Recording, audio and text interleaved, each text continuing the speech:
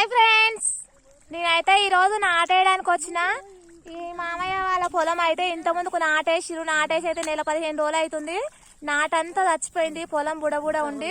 ఇళ్ళ ముదురు చూపించిండు, మందు కొట్టిండు, మందు చల్లిండు, అన్ని పనులు చేసిండు. కానీ ఈ నాటైతే మొత్తం చచ్చిపోయింది. నీళ్ళైతే వెళ్ళిపోయి ఆరబెట్టినా. కానీ చూడండి ఫ్రెండ్స్, ముదురు ఎట్లా మొలిసిందో.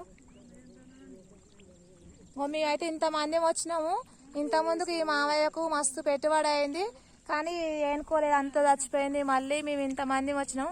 మా కూలి వెళ్ళేది కూడా కష్టమే ఉంది. ఇలా ఈ మామయ్య మళ్ళీ నాటేపిస్తుండు. నాటైతే లేదు, వేరే ఊరి పోయి నారైతే వీక్కొచ్చిండు.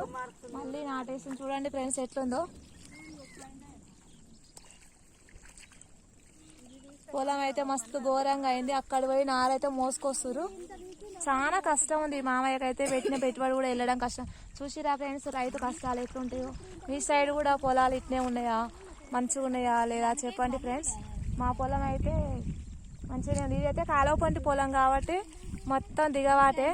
ఈ మామయ్య ఆరబెట్టలేదు, పైన ఆరబెట్టింది. ఈ మాల ఆరబెట్టినా కానీ నీళ్ళు అయితే వెళ్ళలేదంట. చూడండి ఫ్రెండ్స్, ముదురు ఎట్లుందో.